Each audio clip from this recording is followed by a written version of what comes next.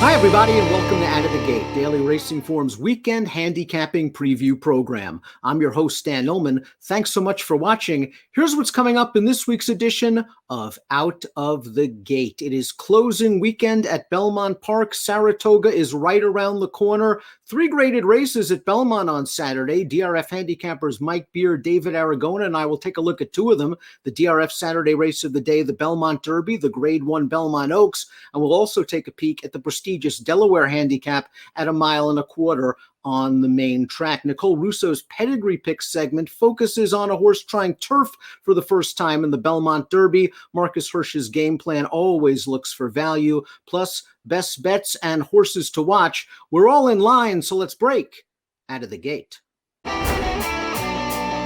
We begin Out of the Gate with our Horse Watch segment. Let me remind you to head on over to video.drf.com or the Daily Racing Form YouTube channel each Wednesday afternoon. Catch Timeform US's David Aragona's extensive Horses to Watch video piece.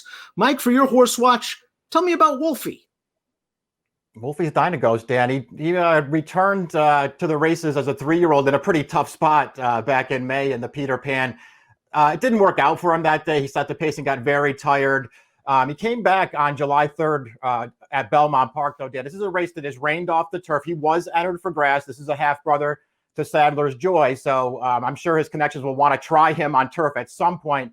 But I also don't think that they were that disappointed this race came off the turf. Let's look at the replay of this race, because this horse, as a bounce-back performance from his Peter Pan, this is a really strong effort from this horse. He made his way to the early lead in here with no trouble at all. He went a very solid pace in this race, Dan. 45-4, 109-4. He had this whole field in drives behind him. They could not keep up. He gets a little tired in this race. He's going to drift at the end. But all in all, this was a really strong performance for a horse who made 1 start as a 2-year-old. He was a big price that day, but he pulled off the upset with an 84 Beyer speed figure. Wayburn was second to him that day, who's turned out to be a really nice 3-year-old. There were several other stakes performers behind him that day. So he beat a good field. He bounced back in a big way last time, I think. I think this horse has a future.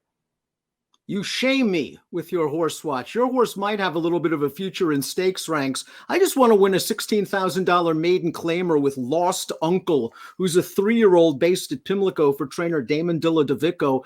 Made his debut in an off-the-turf race, was bet down to 2-1, and just didn't do much wide off of a slow pace. They got him on the grass last week on the 4th of July, and let's watch that race right now. He broke from post position 10 in a 5-furlong race. He is the number 11. He actually shows good speed.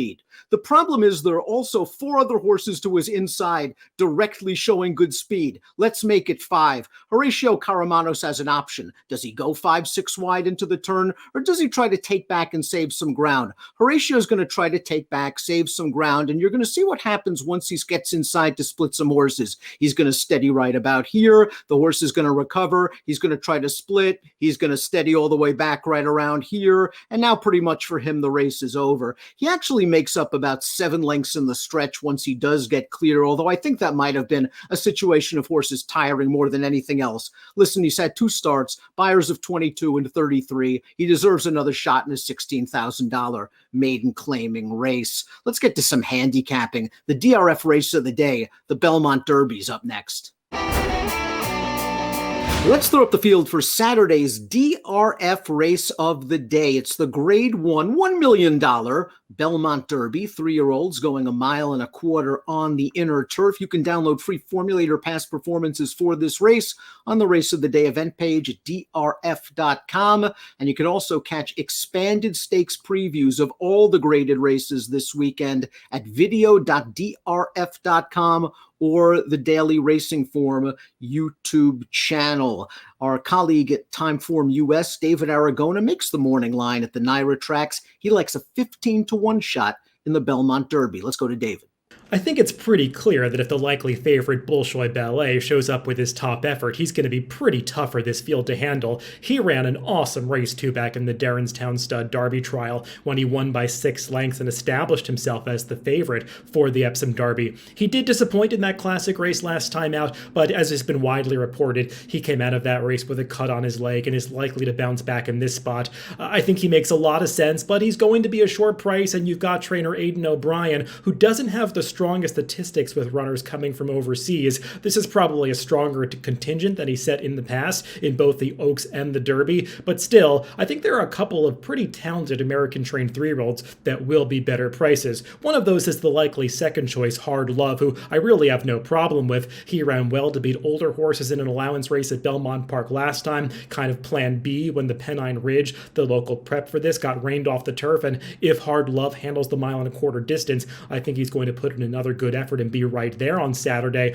But my top pick is another one of those American-trained 3-year-olds, the number 3 Safe Conduct. This Phil Serpy trainee has run well in all 3 of his turf starts. He did compete in that off-the-turf Pennine Ridge last time, but I don't care about how he ran in that race on the surface. That's not his preference. Let's look at his race 2 back when he won that non-winners of one other than at Belmont on May 2nd. He came home the last quarter mile of this 1.16 race in 21.99 seconds. That's really as fast as you're going to see a horse come home at Belmont Park in a route race, and he was putting away some nice, talented 3-year-olds in behind him. The runner-up in that spot, Public Sector, has since come back to just miss when he was a little unlucky to lose a stakes race at Belmont last weekend, and I think Safe Conduct is coming into this Belmont Derby still flying a little bit under the radar. I like his forward running style, and I also like that Jose Lezcano is aboard. He's a rider who has had plenty of success in this race in the past, booting home a couple of long shots in the prior 7 runnings of this race, so it's going to be Safe Conduct for me at a big price in the Belmont Derby.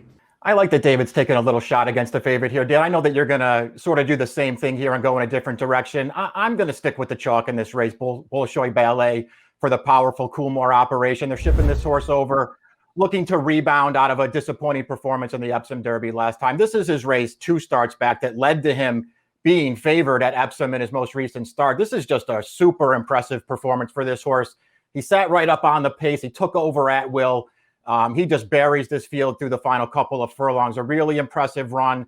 This is off the heels of his 3-year-old debut back in April, where he did pretty much the same thing, galloping along with the pace and then putting that field away very easily. This horse just looks like he has a lot of talent to me, Dan. He's got the right running style for this race where it feels like he's not going to be too far away early. And at the end of the day, I just didn't find the alternatives that I liked enough to try to beat this horse.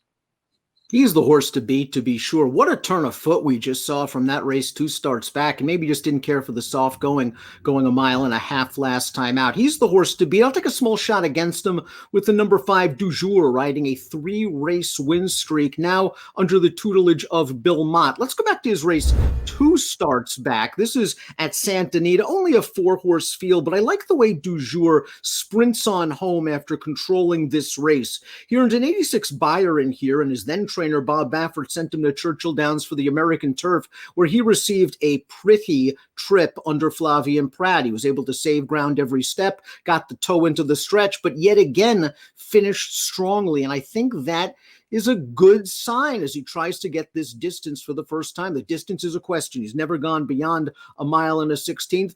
The possibility of a wet turf course, also a bit of a question, but this horse is in good form, like his tactical speed, should be a decent price, around 9-2. Speaking of decent prices, our colleague Marcus Hirsch, always looking for value. Here's his game plan segment, and remember to catch Marcus's weekend game plan written piece, as well as his breakout buyer piece in DRF. Hi, it's Marcus Hirsch, correspondent and handicapper for Daily Racing Form. Daily Racing Form. Daily Racing Form. Geared up, ready to talk to you about July 10th weekend game plan.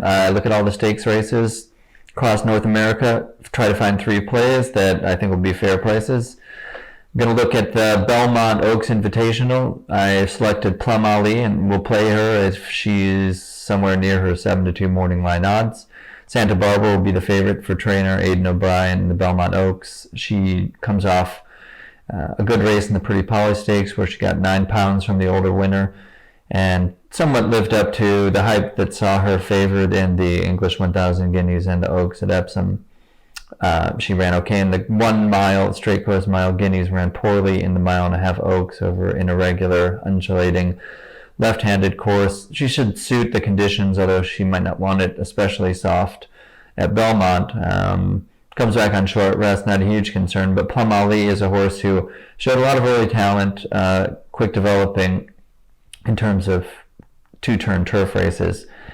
Kind of got locked into a level for a few starts in the end of last year, a couple starts, and then her first race this year was okay. Her second race in the Wonder again was, to me, a big step forward for her. She was caught very wide and finished fabulously, just missed catching a perfect trip winner in what up to serve as a very strong preparatory race for the 10 furlong Belmont Oaks Invitational. I think she'll like the distance, her first try out that far, and if the course stays wet, I'm not sure that will be an impediment to her success. Might be tough to catch the favorite, but I think Plum Ali can do it, and at the right price, I will definitely back her to win. Going south a little bit to Wilmington, Delaware, the Delaware Oaks is the feature on a multi-stakes card. That race has a strong favorite I'm not interested in trying to beat, but I am looking at the Robert Dick Memorial 11 furlong turf contest. Her older fillies and mares have settled on Temple City Terror, who is 6-1 on the morning line. Could go a little lower than that, but I would take a little lower. Not too much lower, but I don't think that she could get too short if all the horses entered start. This horse has been a very solid performer in middle distance turf races, grade 3 listed stakes sort of thing, which is what she's in here. But they finally stretched her out to a longer trip, 1.5 miles last time, and the Kirtana really responded well, running down a loose on lead Delika, who is one of several pace factors, I think, in the Robert Dick, which should help set things up for Temple City's reliable late run. It's a mare who's handled softer courses before if it comes to that, and I think she can get up at a fair price. So we can give up. We'll go north and border, Woodbine, the Canadian fold restricted Fury Stakes, 7 furlongs on Tapeta footings for 3-year-old fillies. Astrological is a maiden in the stakes race. Mark Cassie trains a couple other entrants here too. I think that Mr. Cassie and his team know there are plenty of maiden races available at Woodbine, and yet off an even mid-pack finish in that turf maiden race, they elect to run Astrological in this richer stakes race. I think that that's because the first race was a mere prep for a switch to the main track of Woodbine, over which this filly has posted a series of on paper eye-catching workouts, very quick times. I'm going to take those at face value. Think that she was meant for this race all along, and the surface switch is really going to help move her forward. She's 6-1 on the line. Hopefully it doesn't drift much below that. I don't really see how she would on paper, and at something like those odds, I'll take a swing at her too. 3 hopefully square prices on a pretty good Saturday of racing. Best of luck to you with all your bets. Thanks to Marcus. Let's throw up the field for the Grade 1 Belmont Oaks. $700,000 is the purse. This race for 3-year-old fillies going 1.25 miles on the inner turf. 5 Santa Barbara, deserving even money favorite. Tremendous pedigree, tremendous connections. But Mike, you're going to try to take a shot against her with one of the locals, a horse with a powerful late kick. Yeah, I am going to try to beat this favorite Santa Barbara, although I realize it's not going to be easy, Dan. It feels like she's going to take a ton of beating in this race at a short price. I feel like I kind of have to give one more chance to the number 7 in this race, Plum Ali. This is a filly who was a very good 2-year-old, ran in the Breeders' Cup Juvenile Fillies Turf. Things didn't really work out for her that day from a trip perspective, but all in all, she ran fine. I thought that she ran a deceptively good race off the layoff this year at Keeneland, Dan, in a race that didn't set up for her at all. And then she came back in the Wonder again last time, and we'll take a look at the stretch run of that race right now. She just really had no chance in here. Drawn to the far outside post, Joel Rosario had to take her back. She's way out of position here as this field comes into the stretch. Rosario gets her to the outside. She comes with a really strong finish in here, Dan. It's just way too late, and she can't get up. But all in all, I thought this was a really strong performance from Plum Ali. I have a lot of confidence that she's come back even better as a 3-year-old as she was as a 2-year-old. We'll see if she gets the distance. I think if she gets the distance in this race, it can work out some kind of a better trip. She has a real chance to pull off a mild upset in this race. So I'm going to give her one more chance and take her. I realize it's not going to be easy to run down a horse of Santa Barbara's quality, but I'm going to try to do it with Plum Ali. David Aragona, our colleague from Timeform US, also dug into this race. I'm sure he has a strong opinion. Let's go to David's segment and see who he likes. Aidan O'Brien has actually brought over some of his best 3-year-olds this year to compete in the Belmont Oaks and Derby, something that he often doesn't do, typically sending his second and third string runners. And I think that's really going to make Santa Barbara, his entrant in the Belmont Oaks, pretty tough to beat at a short price, because I don't think that highly of the American-trained 3-year-olds coming into this race, and Santa Barbara has shown real quality in her races overseas. She was actually sent off as the favorite in both the 1,000 Guineas and the Epsom Oaks. Disappointed a little bit in both of those races, but had some subtle excuses each time. She did deliver last time, though, against older horses in the Group 1 Pretty Polly over at the Curragh. She ran Thundering Knights, her older 4-year-old counterpart, to a head decision. She was really taking a good shot at that rival late, and Thundering Knights had already proven her quality, being previously placed at the Grade 1 level and being Grade 2 placed in the US when she just missed in the New York as part of the Belmont Stakes Racing Festival. So I think that Santa Barbara is the real deal coming into this race. She loves 1.25 miles, and she figures to be pretty tough to beat. Don't love to endorse short prices like this, especially going out for the Aidan O'Brien stable, as I said, doesn't have the strongest statistics. I just could not find an American-trained alternative to take a shot with against Santa Barbara. David makes a strong case, and Santa Barbara is likely the horse to beat based on the strong level of competition and the form she showed overseas. But there's no higher truth in this year's edition of the Belmont Oaks than this. Only one horse in this field has won a race at 1.25 miles, the demanding 1.25 mile distance. And the number 3 higher truth has won twice, 2 in a row coming into this race. Let's watch the most recent start for the Chad Brown trained Higher Truth, 12-1 on David's morning line. Sat off the pace here, kind of grinded into contention off a good trip 3 wide stalking journey. And she's just going to run by these horses in the final 1/8 of a mile. I like that Chad is taking it real slow with her, moving up from a maiden to this entry level allowance. And now all of a sudden jumping her up into this Grade 1 race. I think the stamina is going to be okay for Higher Truth. She's got that European pedigree that also indicates if the turf is soft, she should be okay. Maybe she lacks some of the acceleration and the sexiness of some of the other horses in this race, but Higher Truth seems to be improving, and the distance is going to be fine. Let's finally move to the main track, and let's move from New York to Delaware for the prestigious Grade 2 Delaware Handicap.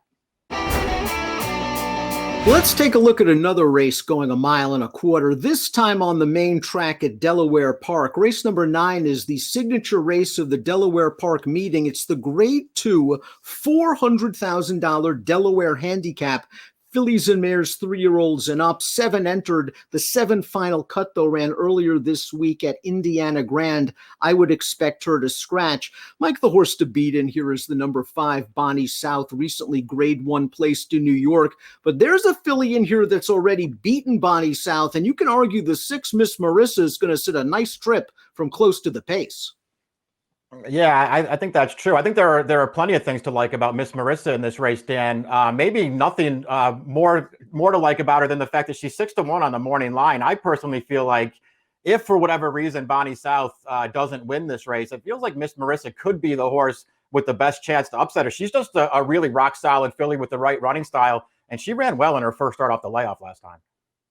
Now let's go back to the race in which he beat Bonnie South last year, the Black-Eyed Susan at Pimlico, going 1 1/8 miles, and she's a very tactical filly. She sat in second. She surges to the front, turning for home. You see Bonnie South in the pink hat making a strong late rally. She just couldn't make up that tactical disadvantage, and Miss Marissa, I think, is likely going to work out a similar trip on Saturday. There's a speed horse down to the inside in the number 1 Gibberish, and Miss Marissa, as Mike mentioned, going second off the layoff, should be sharp and ready to sit second. Speaking of gibberish, it's not just what I utter each and every week here on DRF TV. Gibberish is a pretty nice filly in her own right, and she could be the controlling speed for trainer Saffie Joseph. Let's watch her last race at Monmouth, her second start off the layoff. This is the Ladies' Secret Stakes, and she made the lead in here. She bobbled a little bit leaving the gate. She briefly made the front, and then that's Altaf, a very promising Chad Brown trained filly that goes right by her.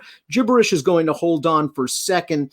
I think the distance might be key for Gibberish. There are a lot of stamina influences deep in her female family, and I think Gibberish, if she can get to the lead and they leave her alone, might be able to sprint away at a pretty decent price. She's 8-1 on the morning line. David Aragona of Timeform US has thoughts on the Delaware Handicap. Let's go to David.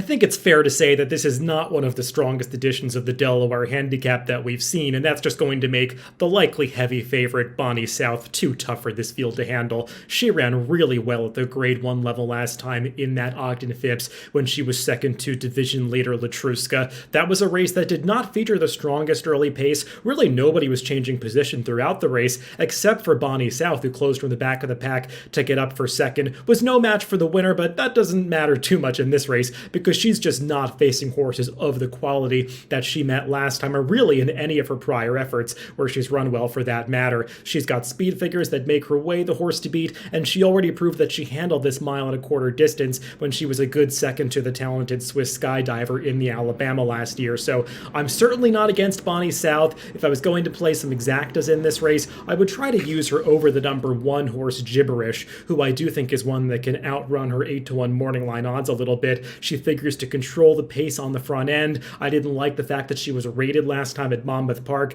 I think she'll get a more aggressive ride today from Trevor McCarthy, and she's one that I do think might be able to get the distance if she can control the early tempo, but I think it's unlikely that she'll be able to hold off Bonnie South in the stretch. Well, I thought the aforementioned Miss Marissa was interested in here at a little bit of a price, but I'm going to go with David on this one and just take the favorite Bonnie South on top. It just sort of feels like when you start taking this race apart, any one of the last 4 or 5 races from Bonnie South, if she shows up and runs that race on Saturday, she seems like she's a pretty likely winner of this race. It just feels like a really good spot for her. I'm not that worried about the 1.25 mile distance for her. And let's take a look at her most recent race. This is the Grade 1 Ogden Phipps at Belmont Park on Belmont Stakes weekend. And she's not going to win this race. That's the divisional leader, Latruska, who was out there on an easy early lead in here, taking no pressure. Once that horse got loose, Bonnie South had really no realistic chance to win this race. I thought all in all, she did really, really well to be second, though. She's making up ground every step of the way. This is a good performance from Bonnie South, a filly who's shown a little bit more tactical speed in her first 2 starts so far as a 4-year-old. It feels like if she can just keep this pace and range, she just might be better than these horses. Nicole Russo is back on out of the gate with her DRF Pedigree Pick segment. She's going to focus on a horse in the Belmont Derby that's never raced on turf. Some really good insights here from Nicole. Hey everyone, Nicole Russo checking in with you for some pedigree insights on Out of the Gate. A lot of the attention in Saturday's co-featured Belmont Derby will be on the horses shipping in, especially from Europe. But I think a key exotics play for you to add some value to your wagers could be an overlooked horse running out of his own backyard in Sainthood. Now, Sainthood will actually be running on turf for the first time. That's not usually a must-play in a Grade 1 race, but this field does look wide open to me, and Sainthood has plenty of factors to make one think he'll like the turf. The turf intent was there with Sainthood last time out. We'll watch here winning the off-the-turf Pennine Ridge on a sloppy track at Belmont. Earlier this year, he was a solid second with a troubled trip in the Ruby on Turfway's Tapeta mean track. Sainthood has also got a turfy pedigree. He's from the first crop of M. Shawish, a Grade 1 winner routing on both turf and dirt. Since his sire, Medaglia d'Oro, is also a multi-surface sire, it stands to reason that the versatile M. Shawish will follow in his footsteps. Now, Sainthood's dam is the stakes-placed turf sprinter Lemon Hero, who is out of the stakes-winning turf sprinter Bright Gold. So the grass ability there as well, and a routing sire line on top to add the needed stamina. Broodmare sire Lemon Drop Kid is, like Medaglia d'Oro, a multi-purpose sire with plenty of Grade 1 performers on the turf to his credit. His daughters have also been very successful as broodmares, and they've had success when crossed with Medaglia d'Oro, producing the likes of Breeders' Cup filly and mare sprint winner Bar of Gold, who is also a multi-surface threat, and Grade 1 winning turf router Lochte.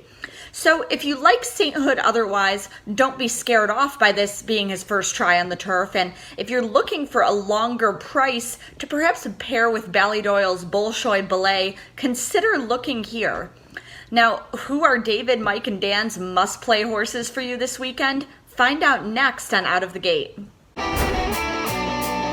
Time for our best bet segment here on Out of the Gate. David Aragona, Naira Morning Line Makers, got something in the Grade 3 victory ride at Belmont on Saturday. My best bet comes on Saturday at Belmont Park in Race 8. It is the Grade 3 victory ride for the 3-year-old filly sprinting 6.5 furlongs on the dirt, and there is a lot of speed signed on in this race, especially down towards the inside. A few of those speeds are coming out of the local prep for this, the Jersey Girl, but you've also got some new faces like that Monmouth shipper Overcharged, who is likely to show early speed, and I think that's going to set things up perfectly for my top pick, the number 7 Australasia. She's likely to be the favorite in this race. I pegged her at 2-1 on the morning line. We'll see how low she ultimately goes, but I just think this undefeated 6-for-6 Louisiana bred is coming into this race finding herself in the perfect pace scenario. She did not actually get that much pace to close into in the prep for this, the Jersey Girl, last time when they didn't go that quickly up front, and she was forced to come home her final quarter in sub 23 seconds to get up. She was absolutely flying through the stretch to win that race, and I think she might have been a little bit underrated coming into that. Out of a lot of Louisiana bred stakes and had nominators of one allowance at Churchill, she took a big step forward on the turn back last time, and I think 6.5 furlongs with a lot of pace in this victory ride is going to hit her right between the eyes. So it's Australasia for me, a horse that I think you might be able to lean on in this late pick 5 sequence on Saturday at Belmont. My best bet will also come on the Belmont card, but a little bit earlier. Race number 6 is an entry-level allowance race for New York breds going 7 furlongs on the Widener turf. Of course, I like number 5, Dr. Blute, for trainer John Kimmel. This is a horse who actually debuted on the main track at Aqueduct earlier this year and won the faster division of maiden special weights over a sloppy trek. But this horse went right to turf for a second career start. And we're going to look at the replay of that race right now. Dr. Blute gets very, very unlucky in this race. He's in behind horses in the upper stretch. You can see his rider with nowhere to go as he's looking for a seam. He can't get one. He's going to look to the inside and get shut off. He's going to try to alter course a couple of more times. He's finally going to get some room to run here down inside the 8th pole as he goes to the rail, and he starts making up ground. It's just a little too late. Dr. Blute got very unlucky in this race, his only prior start on the turf to date. He's going to go back to the turf for this race after finishing a distant 5th in the Mike Lee last time. It feels like this could be the right surface for this horse. He's 5-2 on the morning line. He's supposed to be tough. My best bet's at Pimlico, race 4, number 6. That's Adelaide Miss, who returned from a 4-month layoff, going around 2 turns for the first time and returning to her preferred turf surface. Let's watch Adelaide Miss's most recent race, and she moved into the teeth of the pace with a 3-wide bid. She's going to take over the lead, and it looks like she's on her way, but here comes some trouble in the form of her uncoupled stablemate, Out of Sorts. And Out of Sorts is going to run down Adelaide Miss in the shadow of the wire, and Out of Sorts is then going to come back and win the Christiana Stakes at Delaware Park a couple of weeks ago. So Adelaide Miss dug in gamely, just got beat by a horse that's on the improve. This is a nice spot for her in this entry-level allowance race. I doubt she's going to be 11-1. Maybe we'll get 8 or 9-5, though, on Adelaide Miss, who is the horse to beat in race number 4 at Pimlico. We thank you so much for watching Out of the Gate, and we urge you to follow all of DRF TV's videos, the expanded stakes previews, the Timeform US Pacecast, and lots more on the Daily Racing Form YouTube channel or video.drf.com, and on social media, follow America's Turf Authority, Daily Racing Form at DRF Inside Post. That's it for this week. Best of luck when your horses break out of the gate.